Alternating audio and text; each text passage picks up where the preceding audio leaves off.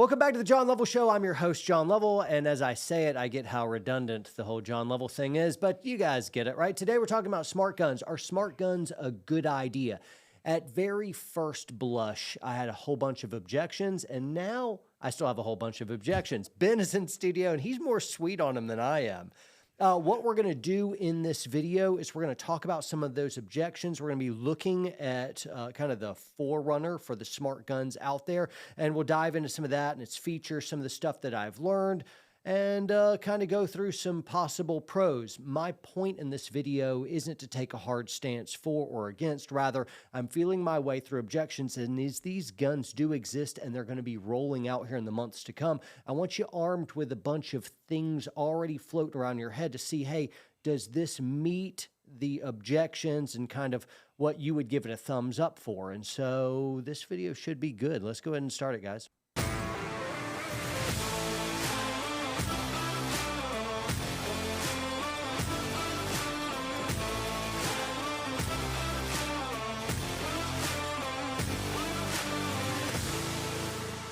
All right, guys, welcome back. There's been a bunch of stabs at making the next new smart gun. This has been in the works for, I don't know, 5-10 years. People have been trying to do this, and now I think there's one that's at least a lot better than the rest that I've seen. It's BioFire. It is a purpose-built gun, really with home defense in mind, and the whole idea is you can have this out ready to grab at any moment, and it's going to read your facial ID or your fingerprint. And so a kid grabbing this gun, it's not going to work, or a bad guy grabbing this gun, it's not going to work either. And so that's the big idea. You see in this little video, you just got it chilling on a nightstand or by the front door, and you can grab it and go. And so that's really the idea. And Heath, you with us, man? That's fairly distracting. I'm just enjoying the incredibly addictive and revolutionary design of the Society Groove Wallet. Did I mention that it can hold up to 6 cards and not lose its slim profile? And you can access them with just the flick of a finger. It's backed by a no-nonsense 94-year warranty, although if you call them in year 95, I bet they'll make it good. And unlike some of the competitors out there that claim to be thin, but you add cards and it just gets thicker, this one retains its thinness. Groove Wallet, warriorpoetsupplyco.com. Now, I had some objections that in researching the BioFire gun, I was able to really get some of the answers. And so some of those objections have already been assuaged and others still remain. First off, Ben, what do you think about these smart guns in general? All right, honestly, they are going to sell 1 billion of these pistols. Every suburban mom and every small pickup driving man is going to buy one of these. Got it. Okay. I don't know. I'm not so sure. Oh, man, they're going to buy stock now. Why do you think that these are going to sell so well? It is answering a problem that mainstream media has convinced society that we have, and this is a solution. Got it. I think that this might be a solution seeking a problem. Oh, all right. So they're already getting spicy out of the gate. Ben, I think you're wrong. And this is why. This is one of the first reasons why. I'm like, okay, I've got this gun and I can pick it up and it's got all these circuits and sensors and whatnot. And I pick this up and it reads my ID, whether it's facial recognition or it's my fingerprint. Yeah. And now the gun. But rather than have that, we already have biometric safes. They're far more economical. They're extremely secure. And now I don't have to have my gun out in the open. So here, for instance, that's one by Vaultec. You put your fingerprint on there, it pops open, and now you have the normal functioning gun of your choice that's tested and reliable and good to go. Here is a video of one of these in action. This can like mount on a bedside stand or under a desk or something else like that. There it is by a bedside table. And basically you just put your fingerprint on this, like so, and voila, it opens up. And you don't have to have some weird new space tech gun. And it's just a gun that's going to work really well. And so I really like this gun right here, but why not just have a normal gun with a BioSafe? Why wire it into the gun and risk compromising the internal mechanics of this and also drive the gun price up by multiple times of like, the gun right now, what is this gun weighing in a MSRP? About $1,500. $1,500. Yeah. So you could get a normal gun, $500. That biometric safe that pops out costs $150. Oh, I'm $650 in, and now I don't have to risk having something goofy happen to my gun. Well, the counter to what you just said is this. It's a good point, but here's the counter. Let's say a thief gets a hold of your gun. Let's say the thief absconds with your nightstand and your thing. Every safe, as you know, it can eventually be opened. And so the thing with this gun is the gun can still not be opened and usable. So it could be stolen and it's inert. Right, but you put a pig on a spit for a thief. They see a gun chilling there and they grab that, like they may steal your iPhone, which they can't crack, but later they can crack it because the old adage of like, hey, no safe is uncrackable and no gun will be uncrackable too. If you can jailbreak a cell phone, you can jailbreak one of these guns too. And so now you have a gun that instead of locked away in a quick access biometric safe, now the gun is biometric and you display it out for your kids to just see if like they can pick it up and grab it. Just like a thief could just grab it. And now when a kid grabs this gun, you'd be like, oh, it's okay, it's safe. And I'd return you to the universal firearm safety rules. I'll always treat every gun as if they're loaded and know the condition of your gun. And so here you could say, well, it can't fire. I'm like, well, I could say you have a external safety on a gun and it can't fire, and it'd still be inappropriate for me to point it at anyone else. And so what's to keep a kid from picking this gun up, albeit it should not work, and pointing it around? So of like, I find it inappropriate to leave a gun chilling out for a thief to grab or a kid to just pick up and play with. And so your fear is that it will become a casual item, like an everyday item that is not given the respect due that it should as a firearm because it's biometrically safe. Is that one of your fears with it? I think kids are going to pick them up and play with them. Yeah. Because they can. It's just chilling right there. And you could say, but the safety works really well. I'm like, no, it's not the thing. Even with the safety on, never point a gun at anything you don't intend to destroy. And so I find it inappropriate to leave it out for a child to just pick up. I'd rather have it in a biometric safe. And so again, it seems to me, and I'm not really passing sole judgment, though as I'm getting more impassioned, it sounds like I am. But really, I want to see where these go because I can imagine some other instances of like, I think about it like a prison guard. Could you imagine a prison guard, surrounded by bad guys all the time, and he's got a gun on him, and maybe that's, a biometric thing. And so if a bad guy grabs a gun, he can't use it on him. And so I'm like, I like that. Or you have someone in the house that suffers mental health issues, and you want to have a additional tragedy buffer, between them and anything that. But now I'm back to biometric safe. A biometric safe, I suppose. I guess maybe this is a pro Second Amendment aesthetic issue. I mean, in that, in that reel, it's out and proud on the shelf. And perhaps they're making a very pro Second Amendment shift with this, that we want to have the gun as an everyday item that everybody should see and become familiar and used to. See, you mentioned Second Amendment, and to advertise Second Amendment, to the masses, it wouldn't be like, come inside my house and look, I've got a gun chilling on display, and now I got to have a 20-minute conversation why kids can pick that up or whatnot. And man, I just don't feel very comfortable about that. But when it comes to another objection regarding Second Amendment, it's what in the world's the government going to do when this tech, which looks pretty benign, it's like, oh, I see the pluses. I'm like, wait until government figures out a good way to pirate in a bunch of new legislation on this. If like once bioguns exists and are have any amount of traction, they say, well, all guns need to have these safety mechanisms. And now it becomes this awful way of like, all guns are illegal now except these, and they're cost prohibitive, which allows anti-gunners to have a new economic way to disincentivize people from getting guns, which really punishes folks on lower incomes specifically. But that really, and then what happens when they make these things wireless? This one isn't a wireless thing. So as of the BioFire, it's not like uplinking to the internet or anything. But what happens when they say, and now it links up to the internet and look at all these pros that you have. But it could also allow a government regulating agency to be able to just shut off all your guns. Or it has some electronic registry so that you know exactly who's got what. And so I don't know that I like any of the things that could happen later from a Second Amendment. And for you to say you have to have this tech on here, which no one's making the argument right now, but they will. They always do. What do you got? And to your point, they have already tried to do that. Have they? Yeah, Joe Biden mentioned it in the Democratic committee before he became president. He mentioned it there. In 2002, New Jersey actually had a law on the books that said when this works, we're going to mandate that this is the only guns you can have in our state. It got taken off the laws, but Yeah, in even 2019. Yeah, Yeah. 2019. even law. well, this one goes all the way back to 2002. No way. Huh. Yes. So yeah, they will do that. Well, let me run through some more because I've got a whole list of stuff. I do want to say of like, hey, this may be a thing that could save some kids from accidentally getting shot. And for that, I'd be really a big fan of that. Last thing I ever want is a tool that's meant to protect kids falling into their hands. It ends up making an accident. That does happen.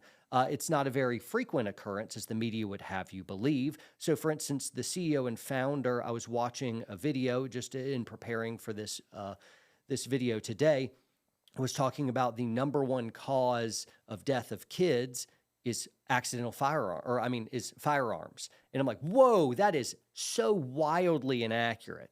I get that that's peddled, but really what goes into that humongous number of gun deaths toward kids, they're putting all gang violence in there. Of like suicide deaths, all these deaths, which clearly aren't the number that they're advertising, is packed in there as a propagandist number. Here's my friend Coleon Noir debunking this hardcore. Here we go. The number of unintentional gun deaths is decreasing, not going up. However, these deaths are still tragic nonetheless. Unintentional gun deaths make up 1% of total gun-related deaths. That's about 500 unintentional gun deaths a year. Of those deaths, 28.3% are from playing with guns, i.e. kids getting their hands on a loaded gun. 17.2% are from people believing the gun wasn't loaded, and 13.8% were from hunting. That means smart guns will only realistically possibly prevent about 145 unintentional gun deaths. 145 deaths per year for kids. So it's not the tens of thousands that you're led to believe. When you boil it down, it's only a few hundred deaths, and those the unintentional. Now, some folks will be like, well, even if it prevents one death, then everyone should do that. And this is just such a stupid argument. Please don't make this. Understand, even one death is too many. I don't want those to happen. And I think, parents locking up guns in biosafes, for instance, like this, or under lock and key, and having good education and raising your kids in a good, healthy way, and making sure, the neighborhood miscreant kids aren't coming in and being left unattended when you got guns available in the house. And so there's lots of stuff that we could do to educate, to eliminate those deaths for sure. But just saying, here's a new piece of tech. Let's make a massive regulation. Let's change the world so that we can eliminate a few hundred deaths. Just isn't very realistic. And you have to account for is how many of these guns, these bio guns, might fail, or some difficulty arises, and you died because of some glitch in your computer circuitry, which would have been saved. Of like everything you do, socioeconomically, whatever, everything you do, may save some lives and cost some others, right? And the whole argument of if it only saves one death, or if it only saves one life, then we should do it. Well, speeding kills people. And so let's lower all the interstate speed limits from 70 to 25 miles per hour. You're going to save a lot of lives. So everyone's riding 25 miles per hour now on because it may save one life. Of like, oh, you're better still. Vehicle accidents. People die from vehicle accidents. Outlaw vehicles. We're just walking everywhere. No price is too high if it means we could save even one person. See, this is a argument reductio ad absurdum. It's a slippery slope argument. Don't fall for it. The stats on how many kids are actually dying from firearms in a home each year is incredibly low. Let's work through education and extra safety measures to do this, but I don't accept a bio gun as this magic bullet per se to all of a sudden wipe that out. You're going to cause a bunch of problems and possibly solve some other problems because that's just the way of the world. I have more objections, though. Let's go on. You hate science. It's because you hate science, right? I'm a Luddite curmudgeon. If it's new, I hate it. Now, truth be told, as the world becomes far more technologically advanced with the advent of these larger language models and AI and whatnot, the more that happens, the more I like spending time outside with my family, the more I like my farm, and the more I like reading actual physical books. Okay, so it's just that. So it's not that you hate space guns and you're against science and you hate the bio gun. you have some legitimate cons here. Next time you see me, I'll be horse and buggy wearing traditional Amish garb. Going 25. I'm going that direction. I'm your Luddite curmudgeon. It's new. I hate it. No, I do have some honest objections. I've already listed some of them. Here's some more stuff of what if this biocheck fails? Now, right now, it has a facial recognition. So on the back of the gun, when you present, it'll look at your face and be like, all right, green light, you're good to go. You can shoot now. Also on the grip, it will tag your fingerprint, and if it's the right fingerprint, now you can shoot. Now, things can go wrong with this. I also wondered, oh, it's got a battery. What if the battery fails? Well, it's made to work in like a docking station, so the battery thing doesn't seem like it's going to be an issue. So that objection was passed for me. Fingerprint. Well, what if your hands are sweaty, which is immediately going to happen when you get scared? What if your hands are bloody? What if you just got a smudge or you didn't hit it right? Well, the fingerprint thing fails. I'm like, that's why we have the facial recognition one, which is a redundancy. Well, what if I pick it up and I don't immediately point so that it can read my face? Instead, anybody with a gun, remember, don't point a gun at anything you don't intend to destroy. Right. I grab it responding to that bump in the night, and I've got it like a low ready. So it's not tracking my face. And, someone's got a little trigger creep or whatever, or their hands twisted some. Who knows? But I could foresee a scenario where neither one of those checks actually got you in real world. Maybe on the range and you're just playing around and you're kind of working with it and looking at it. Works every time. But Murphy shows up in the midst of the scary fight. What if it's dark? Well, the sensor has supposedly like an IR capability, so even if it's dark, it should still be able to recognize your face. So anyway, as I'm looking at the tech, I'm like, man, they really thought through some stuff here. Yeah. I still don't think it's perfect, and you can't lead me to believe if like I just grab and go like it's a normal gun and I count on it 100% of the time to work in that harried, frenzy, frantic, dark, chaotic event. And so, you switch hands, you got to get a new fingerprint thing.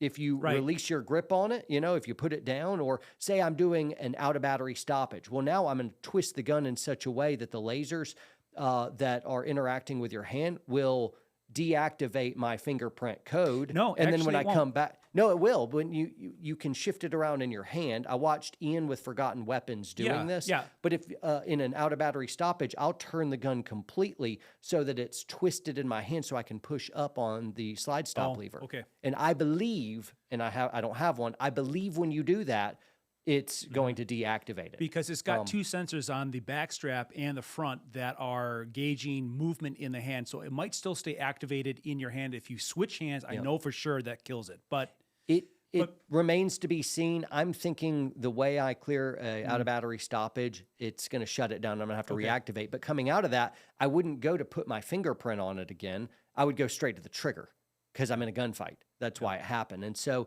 that's just something, nothing huge, but I'm like, I'm wondering. I'm suspending judgment and just saying, I have reservations. I don't know. One day I'm going to get my hands on one of these, and then I can do a follow-up video and be like, hey, I had these objections, and now I learned this, and now I know better. But as it stands, I'm not so sure. For Ian at Forgotten Weapons, he's a YouTuber.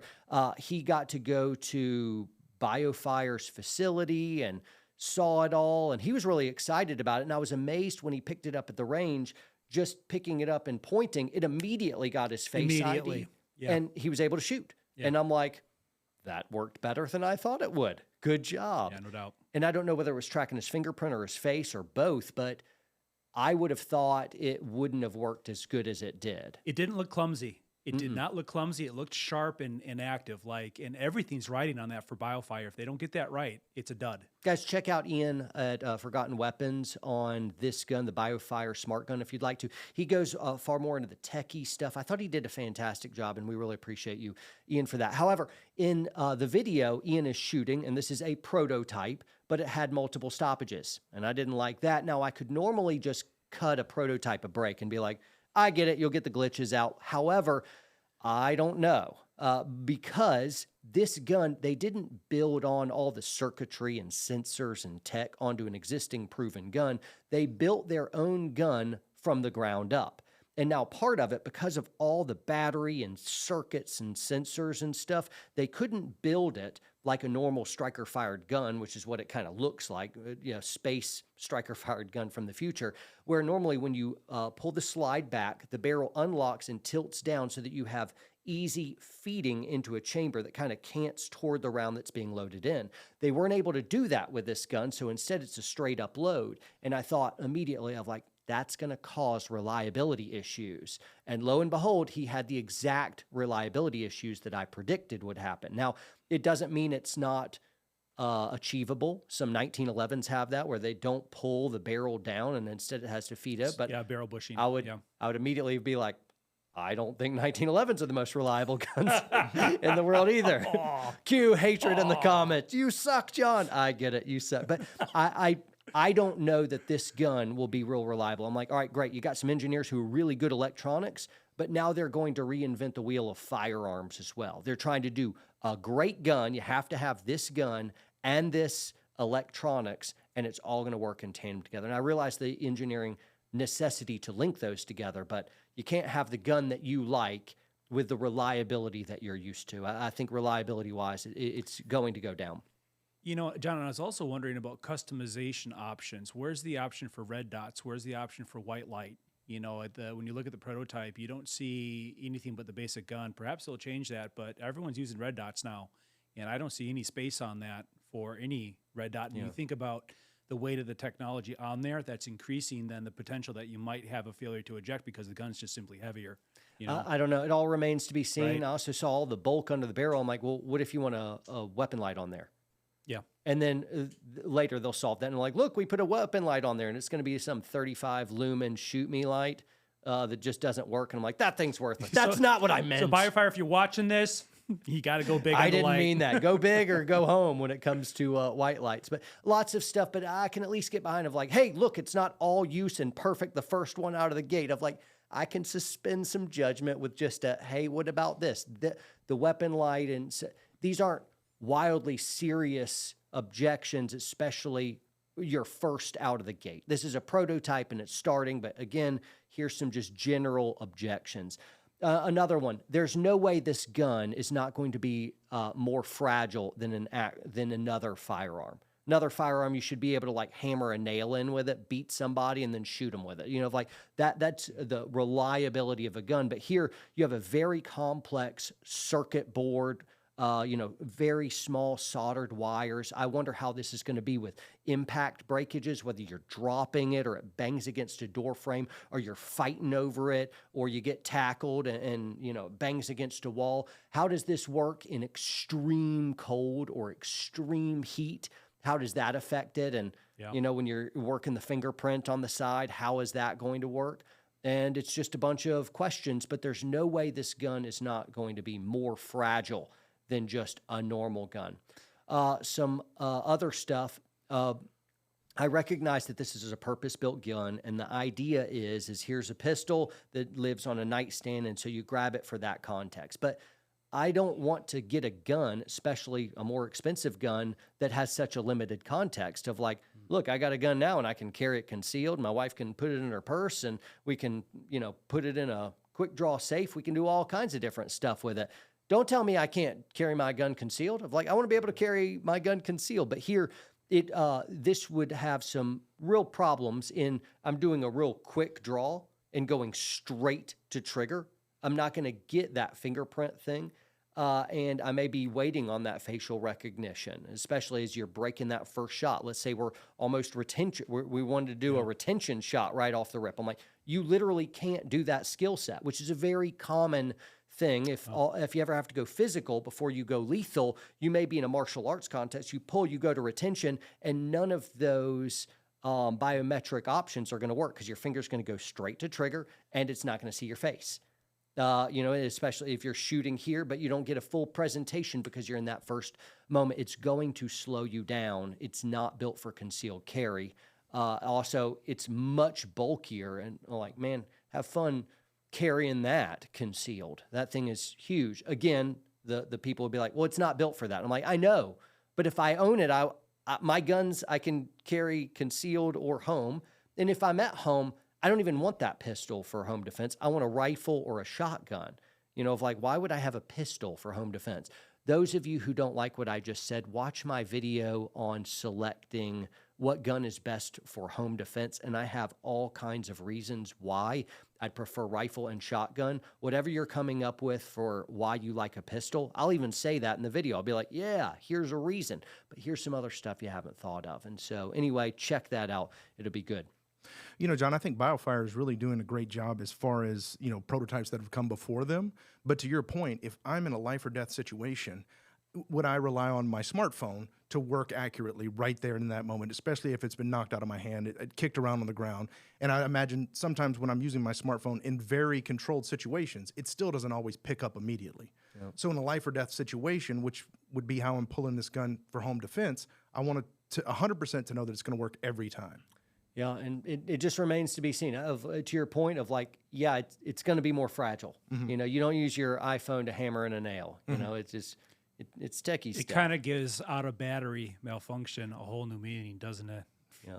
Oh, there's dad jokes. That wasn't terrible. That wasn't terrible. That was pretty good. Yeah, we'll do that. Thanks, guys. Yeah. Ben goes like 1 for 20 with dad jokes. that was the one. You're cruel. Normally we just leave him to the experts. Yeah. Heath, we know how it's Now done. we've got to right? endure 19 misses because he got one. Guys, come on. The clock reset. Hey, but Very good. So we went through a whole bunch of we went through some pros, some cons, but really even less than cons. These are just objections, thoughts. I'd love to hear from you guys in the comments. Did I miss any objections as we bring all this to the smartphone, the smart gun, smartphone, we're talking about phones too much, the smart gun market, which is already upon us. Here we'll see them released here in the next few months.